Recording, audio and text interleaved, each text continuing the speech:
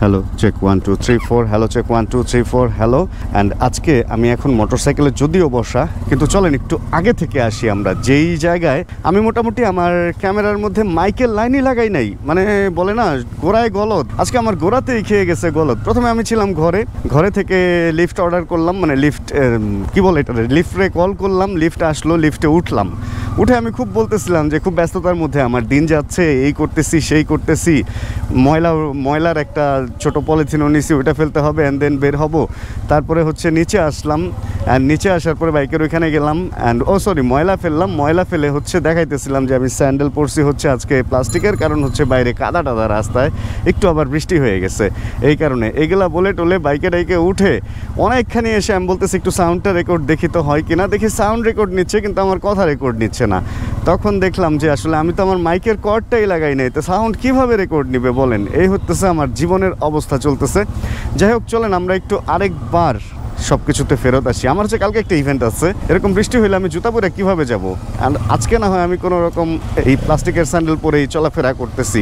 এই রোডের যে অবস্থা এই রোডেই তো জুতা গায়েব সিএনজি নিয়ে চলে যেতে হবে অথবা উবার কল করে চলে যেতে হবে অ্যান্ড এখন সময় হচ্ছে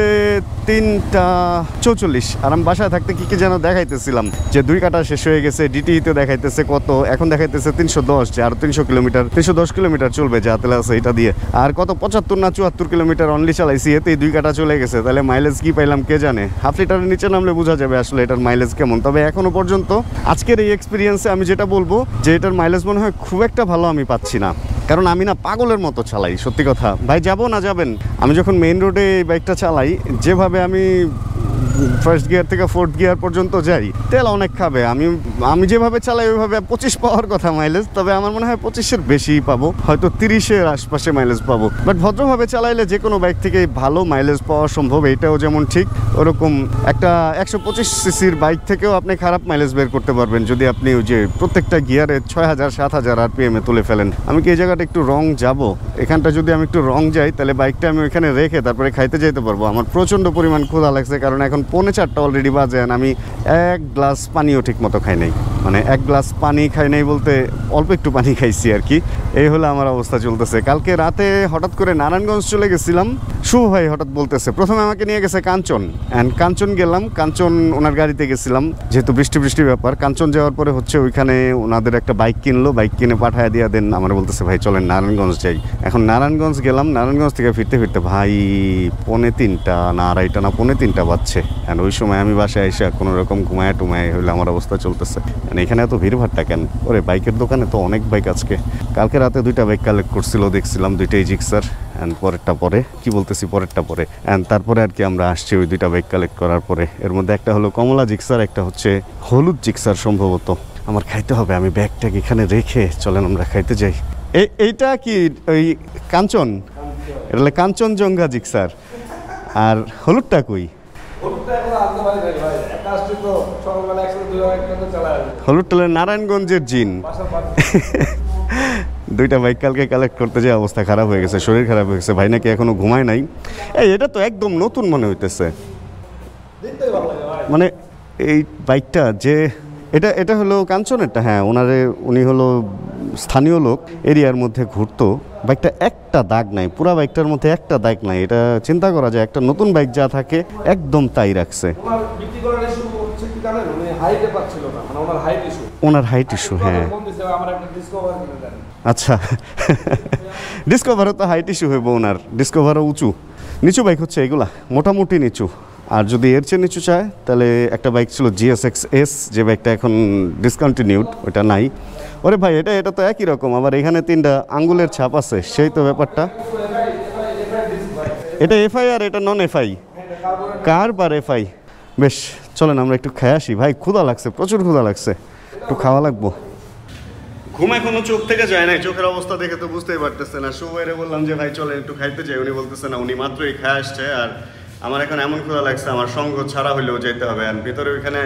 একটা কোল্ড স্টোরেজ লাগানো তো ওইখানে ঠান্ডা এই জন্য বলতেছে না গরম ওইখানে গরমে যাওয়া যাবো না চলেন আপনাদের নিয়ে আমি খাইতে যাই এই জিনিসটা হলে আমার সাথে অনেক বেশি হয়, যেটা আজকে হয়েছে। যখন ক্ষুধা লাগে তখন বলি খাইতে যাবো খাইতে যাবো খাইতে যাবো খাইতে যাবো বলতে বলতে যখন খাইতে চলে যাই তখন ক্যারেক্টার থেকে বের হয়ে যায়। আমি যে ভিডিও করতেছি বা ব্লগ করতেছি এটা পুরা দমে ভুলে যাই। আজকেও খাওয়ার সময় ভুলে গেছি, আর তারপরে আমি খাবার শেষে আবার বের হয়ে যাই, আবার ঢুকে দেন খাবারের ভিডিও নিচ্ছি। এখানে অনেক মজার মজার খাবার বিক্রি হয়, পাশেই বরবটির ভর্তা, পুঁই শাক, ডিম, মুরগি, গরু, বিভিন্ন রকম মাছ, বেশ একটা জম্পেশ খাওয়া দিয়ে এবার এখানে একটু রেস্ট নিতেছি আর প্ল্যান করতেছি যে এর পরের প্ল্যান কী হতে পারে। আজকে কাজ আছে সন্ধ্যার পরে, বিকেলে মোটামুটি ফ্রি, এই জন্যে বাইক ফ্রিতে চলে আসছি একটু আড্ডা দেওয়ার জন্য। একটু পরে ঘুরে টুরে বাইকটা দেখবো না, আর এই তো দেখি এরপরে কি হয়।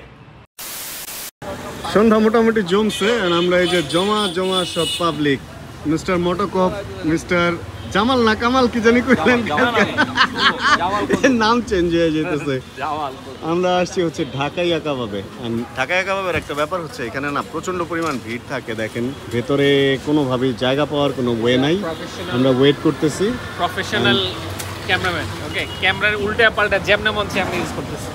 মজা নিয়ে নিল, বুঝছেন, মানে আমার ভিউ হয় 1 লাখ, ওনার ভিউ হয় 10 লাখ, আরো বেশি মজা নিয়ে নিল। যাক, আমরা কিছুক্ষণ পর খাবো এখানে ঢুকে, ওই যে ওখানে আমাদের জন্য বানাইতেছে।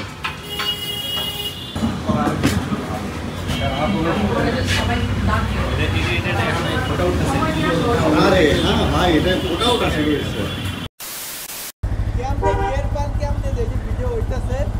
দেখা যায় নিচে, আর সাউন্ড দেখা যায় আয়না দিয়া, সাউন্ড বার দেখা যায় রেকর্ড হয় কিনা। টাটা, আল্লাহ হাফেজ। আজকে বেশ মজার আড্ডা হয়েছে জানেন। আজকে মোটোকপ ভাই আসছিল, তারপর হচ্ছে আরও অনেক ভাই ব্রাদার আসছিল, লাস্টে আর ওটা ভিডিও করি নাই। অনেক বাইকাররা আসছিল,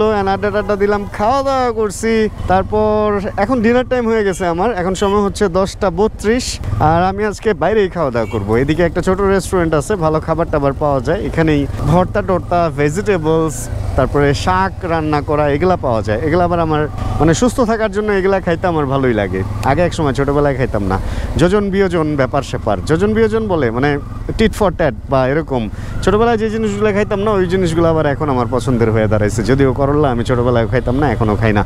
যাক, তাহলে শেষ মুহূর্তে এসে খাবারের আগে ভিডিও থেকে বিদায় নিয়ে নেই। হোপ রাখতেছি ভিডিওটা আপনাদের ভালো লাগছে। ভিডিও যদি ভালো লাগে প্লিজ একটা লাইক দিয়ে দিন, চ্যানেল নতুন হলে প্লিজ সাবস্ক্রাইব করে হয়ে যান আমাদের ফ্যামিলি মেম্বার। জানাবেন কে কোন জায়গা থেকে ভিডিও দেখছেন। দেখা হচ্ছে তাহলে এরকম ভিডিও নিয়ে সামনে আবার, আর যতক্ষণ পরবর্তী ভিডিও নিয়ে আমি না আসতেছি ততক্ষণ আমি এখন খেয়ে দিয়ে এডিটে বসবো। আর ইনশাআল্লাহ আমরা সবাই করতে থাকবো চিল, ভালো থাকবো, সুস্থ থাকবো, এই তো। Chill bro.